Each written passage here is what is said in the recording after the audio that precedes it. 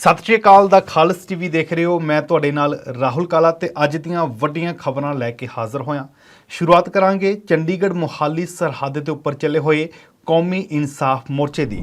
ਤਾਂ ਇਨਸਾਫ ਮੋਰਚੇ ਵੱਲੋਂ ਵੱਡੇ ਫੈਸਲੇ ਕੀਤੇ ਗਏ ਨੇ। 26 ਜਨਵਰੀ ਨੂੰ ਇੱਕ ਵਿਸ਼ਾਲ ਰੋਸ ਮਾਰਚ ਕੱਢਿਆ ਜਾਵੇਗਾ। ਮੁਹਾਲੀ ਦੇ ਵਿੱਚ 16 ਕਿਲੋਮੀਟਰ ਲੰਬਾ ਇਹ ਮਾਰਚ ਹੋਵੇਗਾ। ਇਸ ਦੇ ਵਿੱਚ 32 ਕਿਸਾਨ ਜਥੇਬੰਦੀਆਂ ਵੀ ਪੰਜਾਬ ਦੀਆਂ ਸ਼ਾਮਲ ਹੋਣਗੀਆਂ। ਇਹ ਵੱਡਾ ਫੈਸਲਾ ਕੀਤਾ ਗਿਆ।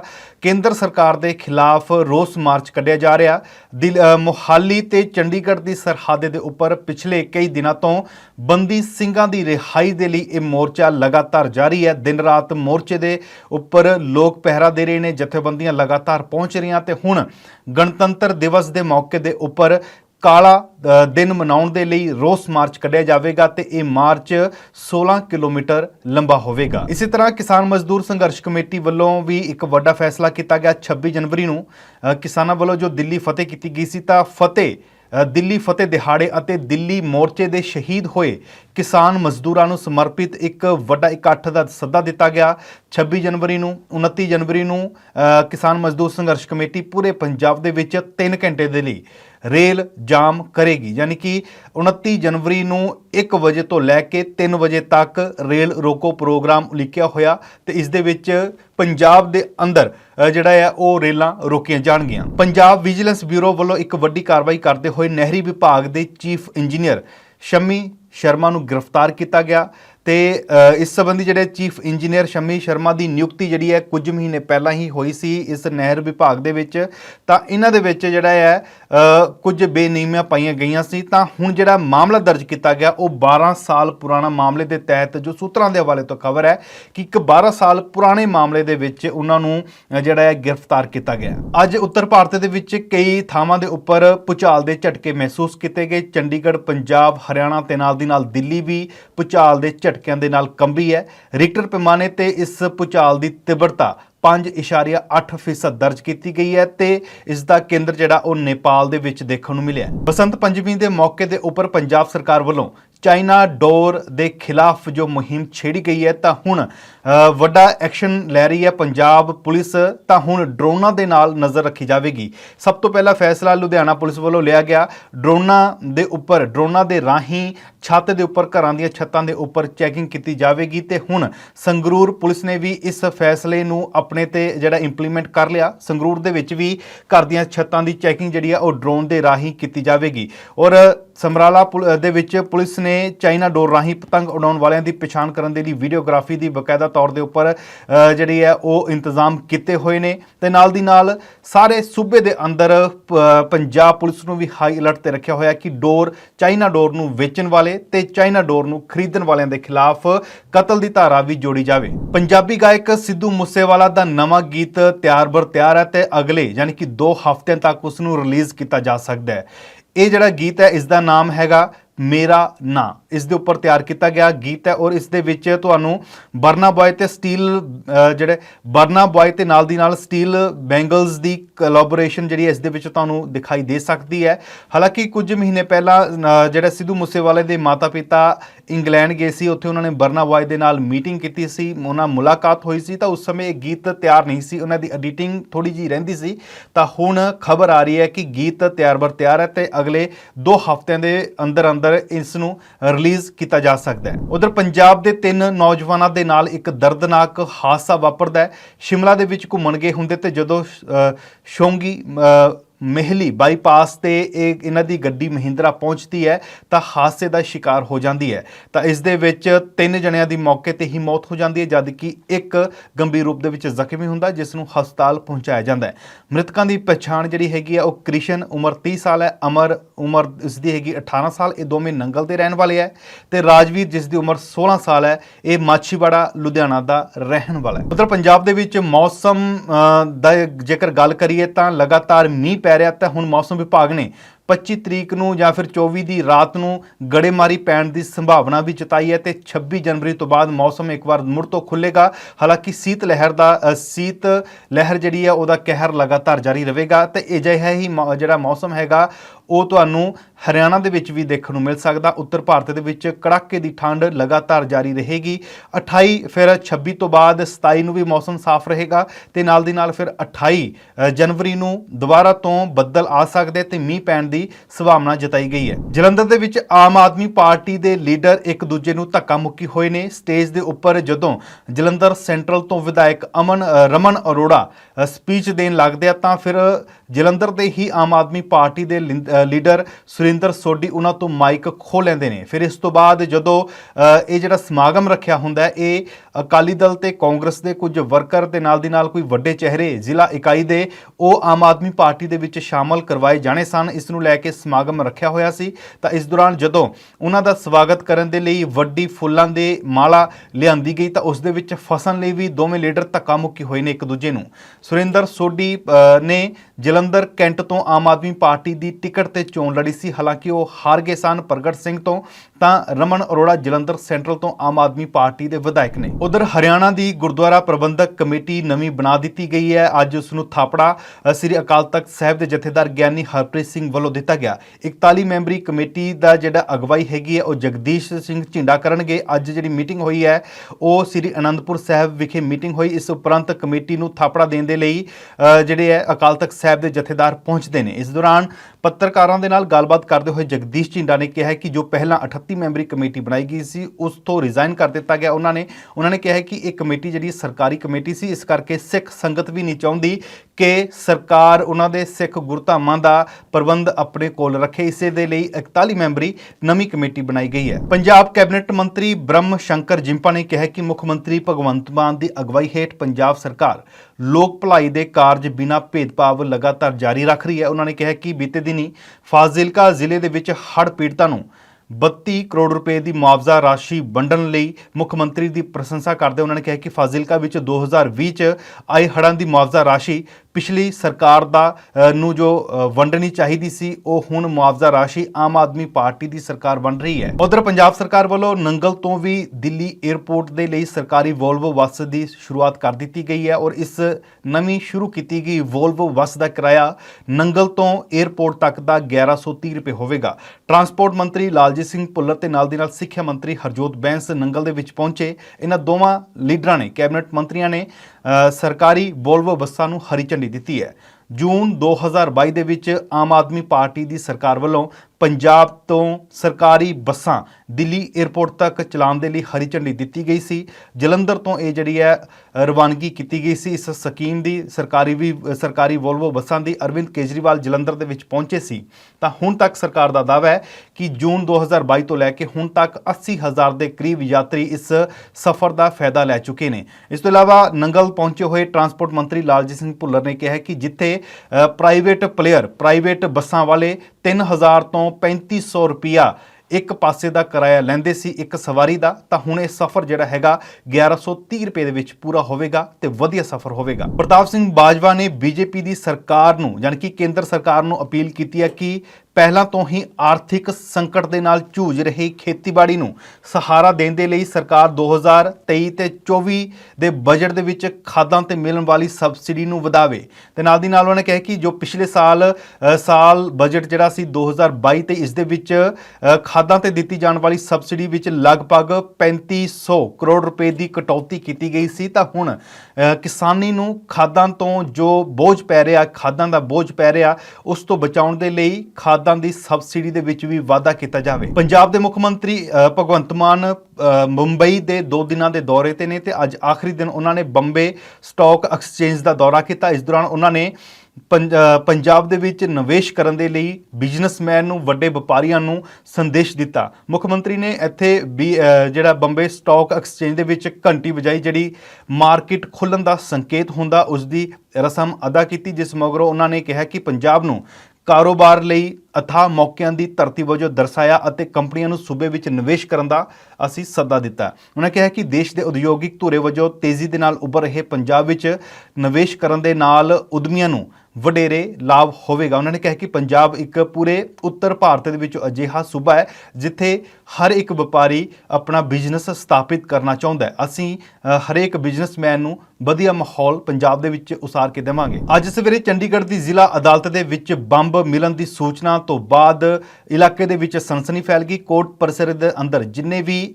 ਵਕੀਲ ਸੀ ਜਾਂ ਫਿਰ ਲੋਕ ਉੱਥੇ ਪਹੁੰਚੇ ਹੋਏ ਸੀ ਉਹਨਾਂ ਨੂੰ ਚੰਡੀਗੜ੍ਹ ਪੁਲਿਸ ਨੇ ਬਾਹਰ ਕੱਢ ਦਿੱਤਾ। ਸੈਕਟਰ 43 ਬੱਸ ਸਟੈਂਡ ਦੇ ਬਿਲਕੁਲ ਸਾਹਮਣੇ ਇਹ ਅਦਾਲਤ ਹੈ ਔਰ ਇਸ ਦੇ ਵਿੱਚ ਪੁਲਿਸ ਨੂੰ ਇੱਕ ਲੈਟਰ ਮਿਲਿਆ ਸੀ, ਜਿਸ ਤੋਂ ਬਾਅਦ ਉਸ ਦੇ ਵਿੱਚ ਧਮਕੀ ਦਿੱਤੀ ਗਈ ਸੀ ਕਿ ਬੰਬ ਇੱਥੇ ਰੱਖਿਆ ਹੋਇਆ ਤੇ ਦੁਪਹਿਰ 1 ਵਜੇ ਦੇ ਕਰੀਬ ਇਸ ਨੂੰ ਬਲਾਸਟ ਕਰ ਦਿੱਤਾ ਜਾਵੇਗਾ। ਇਸ ਤੋਂ ਬਾਅਦ ਪੁਲਿਸ ਸਰਚ ਆਪਰੇਸ਼ਨ ਦੇ ਲਈ ਪਹੁੰਚਦੀ ਹੈ ਤਾਂ ਜਦੋਂ ਆਪਰੇਸ਼ਨ ਕੀਤਾ ਜਾਂਦਾ ਤਾਂ ਫਿਰ ਚੰਡੀਗੜ੍ਹ ਪੁਲਿਸ ਦੇ ਮੁਤਾਬਕ ਉਹਨਾਂ ਨੂੰ ਇੱਕ ਸ਼ੱਕੀ ਬੈਗ ਮਿਲਦਾ ਤੇ ਉਸ ਦੇ ਵਿੱਚ ਇੱਕ ਟਿਫਨ ਹੁੰਦਾ, ਯਾਨੀ ਕਿ ਰੋਟੀ ਵਾਲਾ ਬੈਗ ਹੁੰਦਾ ਹੈ ਤੇ ਨਾਲ ਦੀ ਨਾਲ ਇੱਕ ਪਾਣੀ ਵਾਲੀ ਬੋਤਲ ਮਿਲਦੀ ਹੈ। ਤਾਂ ਸਰਚ ਆਪਰੇਸ਼ਨ ਦੇ ਦੌਰਾਨ ਪੁਲਿਸ ਨੂੰ ਭਾਜੜਾਂ ਪਈਆਂ ਹੋਈਆਂ ਸੀ। ਉਧਰ ਗੈਂਗਸਟਰ ਜੱਗੂ ਭਗਵਾਨਪੁਰੀਆ ਨੂੰ ਅਦਾਲਤ ਨੇ ਮੁਕਤਸਰ ਦੀ ਜ਼ਿਲ੍ਹਾ ਅਦਾਲਤ ਨੇ 14 ਦਿਨਾਂ ਦੀ ਨਿਆਇਕ ਹਿਰਾਸਤ ਦੇ ਭੇਜ ਦਿੱਤਾ। ਇਸ ਤੋਂ ਪਹਿਲਾਂ 2 ਦਿਨ ਦਾ ਰਿਮਾਂਡ ਪੁਲਿਸ ਖਤਮ ਹੋਇਆ ਸੀ ਤਾਂ ਅੱਜ ਉਹਨਾਂ ਗੈਂਗਸਟਰ ਨੂੰ ਮੁਕਤਸਰ ਦੀ ਕੋਰਟ ਦੇ ਵਿੱਚ ਪੇਸ਼ ਕੀਤਾ ਗਿਆ ਸੀ। ਦਰਅਸਲ ਇਹ ਰੰਗਦਰੀ ਜੋ ਫਿਰੌਤੀ ਦਾ ਇੱਕ ਮਾਮਲਾ ਹੈਗਾ, ਮੁਕਤਸਰ ਸਾਹਿਬ ਦੇ ਸਿਟੀ ਥਾਣੇ ਦੇ ਵਿੱਚ ਇੱਕ FIR ਦਰਜ ਹੋਈ ਸੀ ਜੱਗੂ ਭਗਵਾਨਪੁਰੀਆ ਦੇ ਖਿਲਾਫ। ਸਾਲ 2021 ਦੇ ਵਿੱਚ ਹਰਪਾਲ ਸਿੰਘ ਨਾਮ ਦੇ ਇੱਕ ਵਿਅਕਤੀ ਨੇ ਸ਼ਿਕਾਇਤ ਦਰਜ ਕਰਵਾਈ ਸੀ, ਜਿਸ ਦੇ ਵਿੱਚ ਦਾਅਵਾ ਕੀਤਾ ਗਿਆ ਸੀ ਕਿ ਉਸ ਨੂੰ 3 ਵਿਦੇਸ਼ੀ ਨੰਬਰਾਂ ਤੋਂ ਬਾਰ-ਬਾਰ ਕਾਲ ਆਏ ਨੇ ਤੇ 30 ਲੱਖ ਰੁਪਏ ਦੀ ਫਿਰੌਤੀ ਮੰਗੀ ਗਈ ਤੇ ਵੀ ਕਿਹਾ ਗਿਆ ਕਿ ਜੇਕਰ ਪੈਸੇ ਨਾ ਦਿੱਤੇ ਤਾਂ ਉਸਦੇ ਲੜਕੇ ਨੂੰ ਮਾਰ ਦਿੱਤਾ ਜਾਵੇਗਾ। ਤੇ ਜੋ ਫੋਨ ਕਰ ਰਿਹਾ ਸੀ ਉਹ ਆਪਣੇ ਆਪ ਨੂੰ ਲਾਰੈਂਸ ਬਿਸ਼ਨੋਈ ਦੱਸ ਰਿਹਾ ਸੀ। ਤੇ ਹੁਣ ਨਜ਼ਰ ਮਾਰਦੇ ਹਾਂ ਦੇਸ਼ ਦੀਆਂ ਕੁਝ ਵੱਡੀਆਂ ਖਬਰਾਂ ਤੇ। ਰਾਮ ਰਹੀਮ 40 ਦਿਨਾਂ ਦੀ ਪੈਰੋਲ ਤੇ ਇੱਕ ਵਾਰ ਮੁੜ ਤੋਂ ਬਾਹਰ ਆਇਆ ਹੋਇਆ ਤੇ BJP ਦੇ ਲੀਡਰ ਉਸ ਦਾ ਆਸ਼ੀਰਵਾਦ ਲੈਣ ਦੇ ਲਈ ਲਗਾਤਾਰ ਪਹੁੰਚ ਰਿਹਾ, ਉਸ ਦੇ ਪੈਰਾਂ ਦੇ ਵਿੱਚ ਡਿੱਗਦੇ ਦਿਖਾਈ ਦੇ ਰਹੇ ਨੇ। ਤਾਂ ਇਸ ਦੇ ਵਿੱਚ ਹਰਿਆਣਾ ਦੇ ਮੁੱਖ ਮੰਤਰੀ ਮਨੋਹਰ ਲਾਲ ਖੱਟਰ ਦਾ OSD ਕ੍ਰਿਸ਼ਨ ਬੇਦੀ, ਰਾਜ ਸਭਾ ਮੈਂਬਰ ਕ੍ਰਿਸ਼ਨ ਪਵਾਰ ਵੀ ਮੌਜੂਦ ਹੈ, ਜੋ ਰਾਮ ਰਹੀਮ ਦੇ ਸਾਸੰਗ ਦੇ ਵਿੱਚ ਸਿਰਸਾ ਪਹੁੰਚਦਾ ਹੈ ਤੇ ਉਸ ਨੂੰ ਜਿਹੜਾ ਹੈ ਮੱਥਾ ਟੇਕਦਾ ਹੈ। ਤੇ ਨਾਲ ਦੀ ਨਾਲ ਇਸ ਲਿਸਟ ਦੇ ਵਿੱਚ ਕਾਫੀ ਅਜਿਹੇ ਲੀਡਰ ਹਰਿਆਣਾ ਦੇ ਨੇ ਜੋ ਮੱਥਾ ਟੇਕਦੇ ਰਾਮਦੇਵ ਨੂੰ। ਤਾਂ ਇਸ ਦੇ ਵਿੱਚ ਸਭ ਤੋਂ ਪਹਿਲਾਂ ਅੰਬਾਲਾ ਸ਼ਹਿਰ ਤੋਂ ਵਿਧਾਇਕ ਅਸੀਮ ਗੋਇਲ, ਹਲਕਾ ਵਿਧਾਇਕ ਰਾਏ ਮੋਹਨ ਲਾਲ, ਫਰੀਦਾਬਾਦ ਤੋਂ ਵਿਧਾਇਕ ਸੀਮਾ ਤ੍ਰਿਖਾ, ਭਾਜਪਾ ਦੇ ਸਾਬਕਾ ਮੰਤਰੀ ਮਨੀਸ਼ ਗਰੋਵਰ ਤੋਂ ਲੈ ਕੇ ਕਈ ਜ਼ਿਲ੍ਹਿਆਂ ਦੇ ਨਗਰ ਕੌਂਸਲਰ ਤੇ ਚੇਅਰਮੈਨ ਵੀ ਰਾਮ ਰਹੀਮ ਦਾ ਆਸ਼ੀਰਵਾਦ ਲੈਣ ਦੇ ਲਈ ਲਗਾਤਾਰ ਪਹੁੰਚ ਰਹੇ ਨੇ। ਉਧਰ ਰਾਮ ਰਹੀਮ ਵੱਲੋਂ ਤਲਵਾਰ ਦੇ ਨਾਲ ਕੇਕ ਕੱਟਣ ਦੀ ਵੀਡੀਓ ਵਾਇਰਲ ਹੋਣ ਤੋਂ ਬਾਅਦ ਦਿੱਲੀ ਦੀ ਮਹਿਲਾ ਚੇਅਰਪਰਸਨ, ਜੋ ਦਿੱਲੀ ਕਮਿਸ਼ਨ ਦੀ ਮਹਿਲਾ ਚੇਅਰਪਰਸਨ ਹੈ, ਉਹਨਾਂ ਨੇ ਮਾਲੀਵਾਲ ਵੱਲੋਂ, ਸਵਾਤੀ ਮਾਲੀਵਾਲ ਵੱਲੋਂ ਤਿੱਖਾ ਪ੍ਰਤੀਕਰਮ ਦਿੱਤਾ ਗਿਆ। ਉਹਨਾਂ ਨੇ ਕਿਹਾ ਕਿ ਖੱਟਰ ਸਰਕਾਰ ਨੂੰ ਘੇਰਿਆ। ਉਹਨਾਂ ਨੇ ਕਿਹਾ ਕਿ ਖੱਟਰ ਜੀ, ਜਿਸ ਰੇਪਿਸਟ ਨੂੰ ਤੁਸੀਂ ਸਮਾਜ ਵਿੱਚ ਖੁੱਲ੍ਹਾ ਛੱਡਿਆ ਉਹ ਕਿਵੇਂ ਸਿਸਟਮ ਦੀ ਗੱਲ ਉੱਤੇ ਚਪੇੜ ਮਾਰ ਰਿਹਾ। ਤਲਵਾਰ ਨਾਲ ਕਦੇ ਮਹਾਨ ਵੀਰ ਕਮਜ਼ੋਰਾਂ ਦੀ ਰੱਖਿਆ ਕਰਦੇ ਸਨ, ਅੱਜ ਤਲਵਾਰ ਦੇ ਨਾਲ ਇਹ ਜਸ਼ਨ ਮਨਾਏ ਜਾ ਰਹੇ ਨੇ। ਅਜਿਹੇ ਕੰਮ ਕਰਨ ਉੱਤੇ ਆਰਮਜ਼ ਐਕਟ ਤਹਿਤ ਕੇਸ ਦਰਜ ਹੁੰਦਾ ਹੈ, ਪਰ ਇੱਥੇ ਤਾਂ ਪੂਰੀ ਸਰਕਾਰ ਹੀ ਚਰਨਾਂ ਦੇ ਵਿੱਚ ਡਿੱਗੀ ਹੋਈ ਹੈ। ਉਧਰ ਗੁਜਰਾਤ ਦੰਗਿਆਂ ਦੇ ਉੱਪਰ BBC ਵੱਲੋਂ ਬਣਾਈ ਗਈ ਡਾਕੂਮੈਂਟਰੀ ਨੂੰ ਲੈ ਕੇ ਦੇਸ਼ ਦੇ ਅੰਦਰ ਖੂਬ ਸਿਆਸੀ ਮਾਹੌਲ ਗਰਮਾਇਆ ਹੋਇਆ ਹੈ। ਡਾਕੂਮੈਂਟਰੀ ਨੂੰ ਬਲੌਕ ਕਰਨ ਦੇ ਨਿਰਦੇਸ਼ ਦਿੱਤੇ ਗਏ ਸਨ, ਜਿਸ ਤੋਂ ਬਾਅਦ ਹੁਣ ਟਵਿੱਟਰ ਨੇ ਉਹਨਾਂ ਭਾਰਤੀ ਅਕਾਊਂਟਸ ਤੇ ਕਾਰਵਾਈ ਕੀਤੀ ਹੈ ਜਿਨ੍ਹਾਂ ਨੇ ਡਾਕੂਮੈਂਟਰੀ ਨੂੰ ਪ੍ਰਮੋਟ ਕੀਤਾ ਸੀ ਜਾਂ ਫਿਰ ਆਪਣੀ ਪੋਸਟ ਦੇ ਵਿੱਚ ਸ਼ੇਅਰ ਕੀਤਾ ਸੀ। 21 ਜਨਵਰੀ ਨੂੰ ਸਰਕਾਰ ਨੇ ਇਹ ਨਿਰਦੇਸ਼ ਦਿੱਤੇ ਸੀ YouTube ਅਤੇ ਟਵਿੱਟਰ ਨੂੰ, ਤੇ ਭਾਰਤ ਸਰਕਾਰ ਨੇ ਜਿਨ੍ਹਾਂ ਟਵਿੱਟਰ ਅਕਾਊਂਟ ਤੇ ਕੰਟੈਂਟ ਬਲੌਕ ਕਰਨ ਦੀ ਲਿਸਟ ਸੌਂਪੀ ਸੀ ਉਸ ਤੇ ਟਵਿੱਟਰ ਨੇ ਹੁਣ ਐਕਸ਼ਨ ਲੈਣਾ ਸ਼ੁਰੂ ਕਰ ਦਿੱਤਾ ਹੈ। ਭਾਰਤ ਸਰਕਾਰ ਦੀ ਲਿਸਟ ਦੇ ਵਿੱਚ ਗੁਰਪ੍ਰੀਤ ਸਿੰਘ ਸਹੋਤਾ ਨਾਂ ਦਾ ਵੀ ਸਹੋਤਾ ਵੀ ਸ਼ਾਮਲ ਨੇ, ਜਿਨ੍ਹਾਂ ਦੇ ਅਕਾਊਂਟ ਤੋਂ ਹੁਣ ਟਵਿੱਟਰ ਨੇ ਡਾਕੂਮੈਂਟਰੀ ਡਿਲੀਟ ਕਰ ਦਿੱਤੀ ਹੈ। ਡਾਕੂਮੈਂਟਰੀ ਡਿਲੀਟ ਤਾਂ ਹੋਈ ਹੈ, ਪਰ ਜਿਹੜੀਆਂ ਵਿਰੋਧੀ ਪਾਰਟੀਆਂ ਹੈਗੀਆਂ ਉਹ ਲਗਾਤਾਰ ਸਰਕਾਰ ਨੂੰ ਨਿਸ਼ਾਨੇ ਤੇ ਲੈ ਰਹੀਆਂ ਨੇ। ਕੇਰਲ ਵਿੱਚ ਸੱਤਾਧਾਰੀ ਜਿਹੜੀ ਪਾਰਟੀ ਹੈਗੀ ਹੈ, ਕਮਿਊਨਿਸਟ ਪਾਰਟੀ ਦੇ ਵਿਦਿਆਰਥੀ wing democratic youth federation of India ਨੇ ਕਿਹਾ ਕਿ ਪ੍ਰਧਾਨ ਮੰਤਰੀ ਨਰਿੰਦਰ ਮੋਦੀ ਬਾਰੇ ਜੋ BBC ਦੀ ਡਾਕੂਮੈਂਟਰੀ ਆ ਉਹ ਸੂਬੇ ਦੇ ਵਿੱਚ ਦਿਖਾਈ ਜਾਵੇਗੀ। ਜਥੇਬੰਦੀ ਨੇ ਆਪਣੇ ਫੇਸਬੁੱਕ ਤੇ ਪੇਜ ਦੇ ਲਾਈਵ ਹੋ ਕੇ ਐਲਾਨ ਕੀਤਾ ਹੈ ਕਿ ਸੂਬੇ ਦੇ ਅੰਦਰ ਅਸੀਂ ਡਾਕੂਮੈਂਟਰੀ ਜ਼ਰੂਰ ਦਿਖਾਵਾਂਗੇ। ਉਧਰ ਹੈਦਰਾਬਾਦ ਯੂਨੀਵਰਸਿਟੀ ਦੇ ਵਿਦਿਆਰਥੀ ਵਿੰਗ ਦੇ ਸਮੂਹ ਨੇ ਆਪਣੇ ਕੈਂਪਸ ਦੇ ਵਿੱਚ ਪ੍ਰਧਾਨ ਮੰਤਰੀ ਮੋਦੀ ਬਾਰੇ ਜੋ ਬਣਾਈ ਗਈ ਹੈ ਡਾਕੂਮੈਂਟਰੀ ਉਹ ਦਿਖਾਈ ਹੈ, ਜਿਸ ਕਾਰਨ ਯੂਨੀਵਰਸਿਟੀ ਅਧਿਕਾਰੀਆਂ ਨੇ ਰਿਪੋਰਟ ਤਲਬ ਕੀਤੀ ਹੈ। ਯੂਨੀਵਰਸਿਟੀ ਦੇ ਸੂਤਰਾਂ ਨੇ ਦੱਸਿਆ ਹੈ ਕਿ ਵਿਦਿਆਰਥੀ ਸਮੂਹ ਨੇ, ਜੋ ਵਿਦਿਆਰਥੀ ਜਥੇਬੰਦੀ ਹੈ, ਉਹਨਾਂ ਨੇ ਦਸਤਾਵੇਜ਼ੀ ਦਿਖਾਉਣ ਤੋਂ ਪਹਿਲਾਂ ਕਿਸੇ ਵੀ ਅਧਿਕਾਰੀ ਤੋਂ ਮਨਜ਼ੂਰੀ ਨਹੀਂ ਲਈ, ਇਜਾਜ਼ਤ ਨਹੀਂ ਲਈ। ਇਸ ਕਰਕੇ ਉਹਨਾਂ ਨੂੰ ਉਦੋਂ ਪਤਾ ਲੱਗਦਾ ਹੈ ਕਿ ਡਾਕੂਮੈਂਟਰੀ ਦਿਖਾਈ ਜਾ ਰਹੀ ਹੈ ਜਦੋਂ ਅਖਿਲ ਭਾਰਤੀ ਵਿਦਿਆਰਥੀ ਪਰਿਸ਼ਦ ਦੇ ਮੈਂਬਰ ਯੂਨੀਵਰਸਿਟੀ ਦੇ ਰਜਿਸਟਰਾਰ ਕੋਲ ਪਹੁੰਚਦੇ ਆ ਤੇ ਸ਼ਿਕਾਇਤ ਕਰਦੇ ਨੇ। ਹਰਿਆਣਾ ਸਰਕਾਰ 26 ਜਨਵਰੀ ਦੇ ਮੌਕੇ ਤੇ ਆਪਣੇ ਕੈਦੀਆਂ ਦੀਆਂ ਸਜ਼ਾਵਾਂ ਦੇ ਵਿੱਚ ਥੋੜੀ ਛੋਟ ਦੇਣ ਜਾ ਰਹੀ ਹੈ ਤੇ ਜੇਲ੍ਹ ਮੰਤਰੀ ਚੌਧਰੀ ਰਣਜੀਤ ਸਿੰਘ ਨੇ ਦੱਸਿਆ ਕਿ ਉਮਰ ਕੈਦ, 10 ਸਾਲ ਦੀ ਜਾਂ ਇਸ ਤੋਂ ਵੱਧ ਦੀ ਸਜ਼ਾ ਵਾਲੇ ਅਪਰਾਧੀਆਂ ਨੂੰ 90 ਦਿਨ ਅਤੇ 5 ਤੋਂ 10 ਸਾਲ ਦੇ ਵਿਚਾਲੇ ਜੋ ਸਜ਼ਾ ਕੱਟ ਰਹੇ ਕੈਦੀ ਉਹਨਾਂ ਨੂੰ 60 ਦਿਨ ਦੀ ਛੋਟ ਦਿੱਤੀ ਜਾਵੇਗੀ। ਇਸੇ ਤਰ੍ਹਾਂ ਜਿਨ੍ਹਾਂ ਦੀ 5 ਸਾਲ ਤੋਂ ਘੱਟ ਦੀ ਸਜ਼ਾ ਉਹਨਾਂ ਨੂੰ 30 ਦਿਨਾਂ ਦੀ ਸਜ਼ਾ ਦੇ ਵਿੱਚ ਛੋਟ ਦਿੱਤੀ ਜਾਵੇਗੀ। ਉਹਨਾਂ ਨੇ ਦੱਸਿਆ ਕਿ ਗਣਤੰਤਰ ਦਿਵਸ ਯਾਨੀ ਕਿ 26 ਜਨਵਰੀ ਦੇ ਮੌਕੇ ਤੇ ਇਹ ਛੋਟ ਉਹਨਾਂ ਸਾਰੇ ਅਪਰਾਧੀਆਂ ਨੂੰ ਵੀ ਦਿੱਤੀ ਜਾਵੇਗੀ ਜੋ ਪੈਰੋਲ ਅਤੇ ਫਰਲੋ ਤੇ ਬਾਹਰ ਆਏ ਹੋਏ ਨੇ। ਉਧਰ ਰਾਹੁਲ ਗਾਂਧੀ ਦੀ ਭਾਰਤ ਜੋੜੋ ਯਾਤਰਾ ਜੰਮੂ ਕਸ਼ਮੀਰ ਦੇ ਵਿੱਚ ਪਹੁੰਚੀ ਹੋਈ ਹੈ ਤਾਂ ਅੱਜ ਜਦੋਂ ਉਹਨਾਂ ਨੇ ਪ੍ਰੈਸ ਕਾਨਫਰੰਸ ਕੀਤੀ ਤਾਂ ਜੰਮੂ ਕਸ਼ਮੀਰ ਦਾ ਵੱਡਾ ਮੁੱਦਾ ਉਠਾਇਆ। ਉਹਨਾਂ ਨੇ ਕਿਹਾ ਕਿ ਜੰਮੂ ਕਸ਼ਮੀਰ ਨੂੰ ਇੱਕ ਰਾਜ ਬਣਾਇਆ ਜਾਵੇ, ਇੱਥੇ ਵਿਧਾਨ ਸਭਾ ਦੀਆਂ ਚੋਣਾਂ ਕਰਵਾਈਆਂ ਜਾਣ, ਜੋ ਯੂਨੀਅਨ ਟੈਰੀਟਰੀ ਬਣਾਇਆ ਹੋਇਆ ਇਸ ਨੂੰ ਭੰਗ ਕਰਕੇ ਸੂਬੇ ਜੰਮੂ ਕਸ਼ਮੀਰ ਨੂੰ ਸੂਬਾ ਬਣਾਇਆ ਜਾਵੇ, ਇਸ ਦੀ ਬਹਾਲੀ ਕੀਤੀ ਜਾਵੇ। ਕਾਂਗਰਸ ਪਾਰਟੀ ਦੇ ਹੀ ਲੀਡਰ ਦਿਗਵਿਜੇ ਸਿੰਘ ਨੇ ਜੋ ਬਿਆਨ ਦਿੱਤਾ ਸੀ ਸਰਜੀਕਲ ਸਟ੍ਰਾਈਕ ਨੂੰ ਲੈ ਕੇ ਤਾਂ ਉਸ ਦੇ ਉੱਪਰ ਹੁਣ ਰਾਹੁਲ ਗਾਂਧੀ ਨੇ ਆਪਣਾ ਸਟੈਂਡ ਸਪਸ਼ਟ ਕੀਤਾ। ਰਾਹੁਲ ਗਾਂਧੀ ਨੇ ਕਿਹਾ ਕਿ ਸਰਜੀਕਲ ਸਟ੍ਰਾਈਕ ਬਾਰੇ ਜੋ ਦਿਗਵਿਜੇ ਸਿੰਘ ਨੇ ਬਿਆਨ ਦਿੱਤੇ ਮੈਂ ਉਹਨਾਂ ਦੇ ਨਾਲ ਸਹਿਮਤ ਨਹੀਂ ਹਾਂ।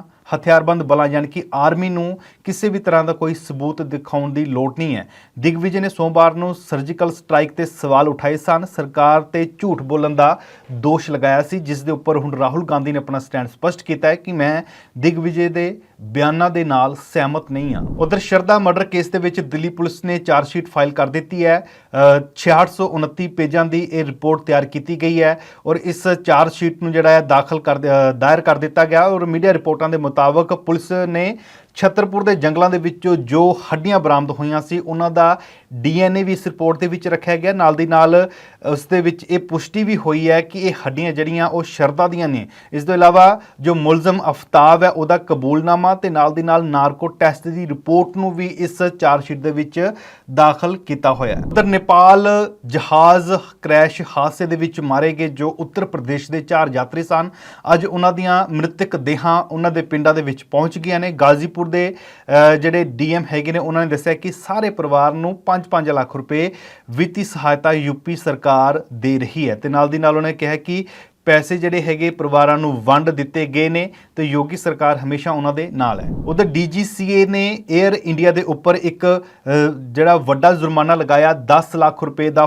ਫਾਈਨ ਪਾਇਆ ਗਿਆ 에ਅਰ ਇੰਡੀਆ ਨੂੰ। ਦਰਅਸਲ ਪਿਛਲੇ ਸਾਲ ਪੈਰਿਸ ਤੇ ਨਿਊ ਦਿੱਲੀ ਦੇ ਵਿੱਚ ਇੱਕ ਉਡਾਨ ਭਰੀ ਗਈ ਸੀ ਤਾਂ ਇਸ ਦੇ ਵਿੱਚ ਕਥਿਤ ਤੌਰ ਦੇ ਉੱਪਰ ਪਿਸ਼ਾਬ ਕਰਨ ਦੀ ਇੱਕ ਘਟਨਾ ਸਾਹਮਣੇ ਆਈ ਸੀ ਤਾਂ DGCA ਨੇ ਹੁਣ ਫਾਈਨ ਇਸ ਗੱਲ ਤੇ ਉੱਪਰ ਲਗਾਇਆ ਕਿ 에ਅਰ ਇੰਡੀਆ ਨੇ ਇਸ ਘਟਨਾ ਨੂੰ ਲੁਕਾ ਕੇ ਰੱਖਿਆ ਸੀ ਤਾਂ ਹੁਣ ਜਦੋਂ DGCA ਤੱਕ ਇਹ ਗੱਲ ਪਹੁੰਚਦੀ ਹੈ ਤਾਂ ਫਿਰ ਹੁਣ ਉਹਨਾਂ ਨੇ 에ਅਰ ਇੰਡੀਆ ਦੇ ਉੱਪਰ 10 ਲੱਖ ਰੁਪਏ ਦਾ ਜੁਰਮਾਨਾ ਲਗਾਇਆ ਹੈ। ਉਧਰ ਸਪਾਈਸ ਜੈਟ ਦੀ ਫਲਾਈਟ ਜਿਹੜੀ ਦਿੱਲੀ ਤੋਂ ਹੈਦਰਾਬਾਦ ਦੇ ਲਈ ਉੱਡ ਰਹੀ ਸੀ ਤਾਂ ਇਸ ਦੇ ਵਿੱਚ ਕਰੂ ਮੈਂਬਰ ਇੱਕ ਜੋ ਲੇਡੀ ਸਟਾਫ ਸੀ ਉਸ ਦੇ ਨਾਲ ਇੱਕ ਯਾਤਰੀ ਵੱਲੋਂ ਕਥਿਤ ਤੌਰ ਤੇ ਉੱਪਰ ਛੇੜਛਾੜ ਕੀਤੀ ਗਈ ਔਰ ਇਸ ਮਾਮਲੇ ਦੇ ਵਿੱਚ ਪੁਲਿਸ ਨੇ ਮੁਲਜ਼ਮ ਨੂੰ ਗ੍ਰਿਫਤਾਰ ਕਰ ਲਿਆ। ਪੁਲਿਸ ਨੇ ਦੱਸਿਆ ਕਿ ਸੋਮਵਾਰ ਦੀ ਸ਼ਾਮ 4:30 ਵਜੇ ਦੇ ਕਰੀਬ ਦਿੱਲੀ ਤੋਂ ਹੈਦਰਾਬਾਦ ਜਾ ਰਹੀ ਸਪਾਈਸ ਜੈਟ ਦੀ ਫਲਾਈਟ ਨੰਬਰ 8133 ਦੇ ਕਰੂ ਮੈਂਬਰ ਦੇ ਨਾਲ ਯਾਤਰੀ ਵੱਲੋਂ ਛੇੜਛਾੜ ਕੀਤੀ ਗਈ ਸੀ। ਇਸ ਦੀ ਜਿਹੜੀ ਹੈ ਸੂਚਨਾ ਮਿਲਣ ਤੋਂ ਬਾਅਦ ਫੌਰਨ ਤੌਰ ਦੇ ਉੱਪਰ ਕਾਰਵਾਈ ਕੀਤੀ ਗਈ ਹੈ। ਇਸ ਪੈਸੇਂਜਰ ਦੀ ਪਛਾਣ ਜਿਹੜੀ ਹੈਗੀ ਉਹ ਦਿੱਲੀ ਦੇ ਜਾਮੀਆ ਨਗਰ ਦੇ ਵਾਸੀ ਅਬਸ਼ਾਰ ਆਲਮ ਵਜੋਂ ਹੋਈ ਹੈ। ਉਧਰ ਰਿਲਾਇੰਸ ਜੀਓ ਅੱਜ 17 ਸੂਬਿਆਂ ਦੇ 50 ਸ਼ਹਿਰਾਂ ਦੇ ਵਿੱਚ ਆਪਣਾ 5G ਇੰਟਰਨੈਟ ਜਿਹੜਾ ਲਾਂਚ ਕਰ ਰਹੀ ਹੈ ਔਰ ਇਸ ਦੀ ਜਿਹੜੀ ਹੈ ਓਪਨਿੰਗ ਕਰ ਦਿੱਤੀ ਗਈ ਹੈ ਔਰ ਇਸ ਦੇ ਨਾਲ 50 ਸ਼ਹਿਰਾਂ ਦੇ ਵਿੱਚ ਜਿਹੜੀ ਹੈ 5G ਸਰਵਿਸ ਸ਼ੁਰੂ ਹੋਵੇਗੀ। ਨਾਲ ਦੀ ਨਾਲ ਜੀਓ ਨੇ ਦਾਅਵਾ ਕੀਤਾ ਕਿ ਬਹੁਤ ਜਲਦ ਪੂਰੇ ਇੰਡੀਆ ਨੂੰ ਕਵਰ ਕਰ ਲਿਆ ਜਾਵੇਗਾ। ਤੇ ਹੁਣ ਅੱਗੇ ਵਧਦੇ ਹਾਂ ਅੰਤਰਰਾਸ਼ਟਰੀ ਖਬਰਾਂ ਵੱਲ। ਅਮਰੀਕਾ ਦੇ ਅੰਦਰ ਗੋਲੀਬਾਰੀ ਦੀਆਂ ਘਟਨਾਵਾਂ ਲਗਾਤਾਰ ਵੱਧਦੀਆਂ ਜਾ ਰਹੀਆਂ ਤੇ ਹੁਣ ਤਾਜ਼ਾ ਜੋ ਘਟਨਾਵਾਂ 3 ਹੋਈਆਂ ਨੇ ਤੇ ਇਸ ਦੇ ਵਿੱਚ 9 ਲੋਕਾਂ ਦੀ ਮੌਤ ਹੋਈ ਹੈ। 2 ਦਿਨ ਪਹਿਲਾਂ ਲਾਸ ਐਂਜਲਸ ਦੇ ਨੇੜੇ ਇੱਕ ਡਾਂਸ ਸਟੂਡੀਓ ਨੂੰ ਨਿਸ਼ਾਨਾ ਬਣਾਇਆ ਗਿਆ ਸੀ। ਬੰਦੂਕਧਾਰੀਆਂ ਨੇ ਭੀੜ ਦੇ ਉੱਪਰ ਅੰਨ੍ਹੇਵਾਹ ਗੋਲੀਬਾਰੀ ਕੀਤੀ ਸੀ ਜਿਸ ਦੇ ਵਿੱਚ 11 ਲੋਕਾਂ ਦੀ ਮੌਤ ਹੋਈ ਸੀ ਤੇ ਇਸ ਘਟਨਾ ਦੇ 48 ਘੰਟਿਆਂ ਦੇ ਬਾਅਦ ਹੀ ਜਾਂ ਫਿਰ ਉਸ ਤੋਂ ਘੱਟ ਸਮੇਂ ਦੇ ਵਿੱਚ ਅਜਿਹੀਆਂ 3 ਘਟਨਾਵਾਂ ਹੋਈਆਂ ਜਿਸ ਦੇ ਨਾਲ 9 ਲੋਕਾਂ ਦੀ ਮੌਤ ਹੋਈ ਹੈ।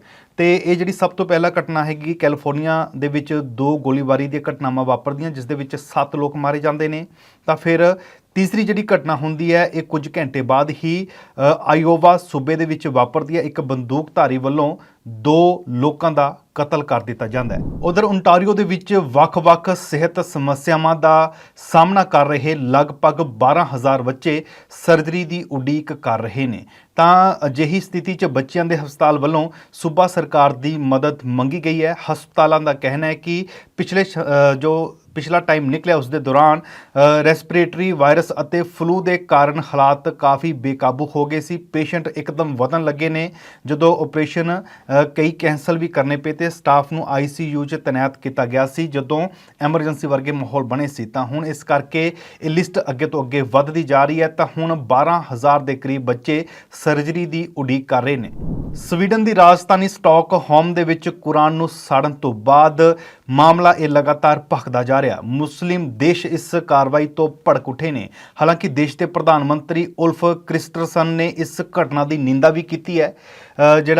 ਸਵੀਡਨ ਦੇ PM ਨੇ ਇਸ ਮਾਮਲੇ ਨੂੰ ਬਹੁਤ ਹੀ ਗੰਭੀਰ ਤੇ ਅਪਮਾਨਜਨਕ ਕਰਾਰ ਦਿੱਤਾ। ਇਸ ਘਟਨਾ ਦੇ ਨਾਲ ਸਵੀਡਨ ਦਾ ਤੁਰਕੀ ਦੇ ਨਾਲ ਤਣਾਅ ਹੋਰ ਵੱਧ ਚੁੱਕਿਆ ਹੈ।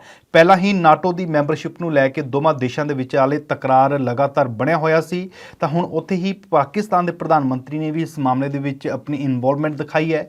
ਉਹਨਾਂ ਨੇ ਟਵੀਟ ਕਰਕੇ ਇਸ ਦੀ ਨਿੰਦਾ ਕੀਤੀ। ਉਹਨਾਂ ਨੇ ਲਿਖਿਆ ਕਿ ਪਵਿੱਤਰ ਕੁਰਾਨ ਨੂੰ ਸਾੜਨ ਦੀ ਘਟਨਾ ਦੀ ਮੈਂ ਨਿੰਦਾ ਕਰਨ ਲਈ ਕੋਈ ਵੀ ਸ਼ਬਦ ਘੱਟ ਨਹੀਂ ਹੈ। ਉਹਨਾਂ ਨੇ ਕਿਹਾ ਕਿ ਇਸ ਘਟਨਾ ਨੇ ਦੁਨੀਆ ਭਰ ਦੇ ਵਿੱਚ ਵਸਦੇ 1.5 ਅਰਬ ਮੁਸਲਮਾਨਾਂ ਦੀਆਂ ਭਾਵਨਾਵਾਂ ਨੂੰ ਠੇਸ ਪਹੁੰਚਾਈ ਹੈ। ਉਧਰ ਪਾਕਿਸਤਾਨ ਦੇ ਵਿੱਚ ਹੁਣ ਬਿਜਲੀ ਸੰਕਟ ਖਤਮ ਹੋ ਚੁੱਕਿਆ ਹੈ ਅਤੇ ਸਪਲਾਈ ਬਿਜਲੀ ਦੀ ਫਿਰ ਤੋਂ ਸ਼ੁਰੂ ਹੋ ਚੁੱਕੀ ਹੈ। ਪਾਕਿਸਤਾਨ ਦੇ ਊਰਜਾ ਮੰਤਰਾਲੇ ਮੁਤਾਬਕ 24 ਘੰਟਿਆਂ ਦੇ ਅੰਦਰ ਹੀ ਪੂਰੇ ਦੇਸ਼ ਦੇ ਕੁੱਲ 1112 ਪਾਵਰ ਗ੍ਰਿਡ ਨੂੰ ਰੀਸਟੋਰ ਕਰ ਦਿੱਤਾ ਗਿਆ। ਇਸ ਦੇ ਨਾਲ ਸੋਮਵਾਰ ਦੇਰ ਸ਼ਾਮ ਨੂੰ ਹੀ ਪੂਰੇ ਦੇਸ਼ ਦੇ ਵਿੱਚ ਕਈ ਥਾਵਾਂ ਤੇ ਬਿਜਲੀ ਆਉਣੀ ਸ਼ੁਰੂ ਹੋ ਚੁੱਕੀ ਸੀ ਤੇ 24 ਘੰਟੇ ਬਾਅਦ ਸਪਲਾਈ ਪੂਰੀ ਤਰ੍ਹਾਂ ਦੇ ਨਾਲ ਯਕੀਨੀ ਤੌਰ ਦੇ ਉੱਪਰ ਪਾਕਿਸਤਾਨ ਦੇ ਵਿੱਚ ਚਾਲੂ ਕਰ ਦਿੱਤੀ ਗਈ ਹੈ। ਉਧਰ ਅਮਰੀਕਾ ਦੀ ਕਾਰ ਮੇਕਰ ਕੰਪਨੀ ਫੋਰਡ ਯੂਰਪ ਦੇ ਵਿੱਚ ਇੱਕ ਵੱਡਾ ਫੇਰਬਦਲ ਕਰਨ ਜਾ ਰਹੀ ਹੈ। 3200 ਕਰਮਚਾਰੀਆਂ ਨੂੰ ਨੌਕਰੀ ਤੋਂ ਕੱਢਣ ਦਾ ਫੈਸਲਾ ਕੀਤਾ ਗਿਆ ਇਸ ਫੋਰਡ ਕੰਪਨੀ ਨੇ ਯੂਰਪ ਦੇ ਵਿੱਚ। ਤੇ ਨਾਲ ਦੀ ਨਾਲ ਇਹ ਵੀ ਦੱਸਿਆ ਗਿਆ ਕਿ ਕੰਪਨੀ ਕੁਝ ਪ੍ਰੋਡਕਟਸ ਜੋ ਉੱਥੇ ਬਣਾਏ ਜਾਂਦੇ ਸੀ, ਡਿਵੈਲਪ ਕੀਤੇ ਜਾਂਦੇ ਸੀ, ਉਹ ਹੁਣ USA ਦੇ ਵਿੱਚ ਟਰਾਂਸਫਰ ਕਰਨ ਦੀ ਯੋਜਨਾ ਵੀ ਬਣਾ ਰਹੀ ਹੈ। ਤੇ ਯੂਰਪ ਦੇ ਵਿੱਚ ਇੱਕ ਵੱਡਾ ਝਟਕਾ ਲੱਗ ਸਕਦਾ ਹੈ। ਕਾਰ ਮੇਕਰ ਕੰਪਨੀ ਫੋਰਡ ਨੇ 3200 ਕਰਮਚਾਰੀਆਂ ਨੂੰ ਨੌਕਰੀ ਤੋਂ ਕੱਢਣ ਦਾ ਫੈਸਲਾ ਜਾਰੀ ਕਰ ਦਿੱਤਾ ਹੈ। ਤਾਂ ਅੱਜ ਦੀਆਂ ਇਹਨਾਂ ਵੱਡੀਆਂ ਖਬਰਾਂ ਦੇ ਵਿੱਚ ਫਿਲਹਾਲ ਇੰਨਾ ਹੀ। ਮੈਨੂੰ ਦਿਓ ਇਜਾਜ਼ਤ। ਧੰਨਵਾਦ।